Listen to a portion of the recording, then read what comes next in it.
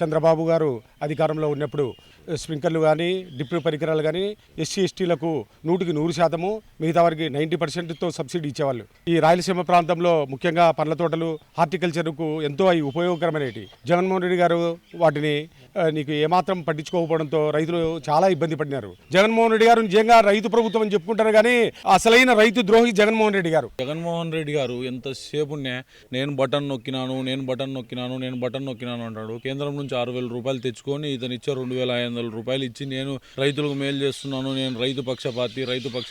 ఎటువంటి ఇప్పుడు ఎండలకు నీళ్లు లేక ఎంతో మంది రైతులు అసలు పొలాలు పండించుకోలేక బీడు పెట్టేసి అసలు చాలా ఘోరంగా ఉంది. ఆ పల్లెటూరులోకి పోయి ఏమన్నా ఈసారి జగన్మోహన్ రెడ్డి మనకి బటన్ నొక్కినాడు, మీకు అన్ని పథకాలు అందించాను అంటే మేము ఇంకా ఏం చెప్పమన్నా. ఈసారి అయితే ఇంకా ఇలాంటి పరిస్థితి మళ్ళీ 2024లో జగన్మోహన్ రెడ్డికి ఓటేసి మా చెప్పుతో మేము కొట్టుకోలేము. ఎలా అయినా సరే ఈసారి చంద్రబాబు నాయుడు గారిని గెలిపించుకుంటాము. కౌలుకి చేస్తా అంట.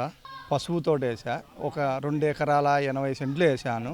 దాంట్లో 60 క్వింటాలు అయింది. మేము ఓసీ అయినా కూడా ఓసీకి కౌలు రైతులు ఇచ్చినా కూడా మాకు సబ్సిడీ ఇయ్యరు.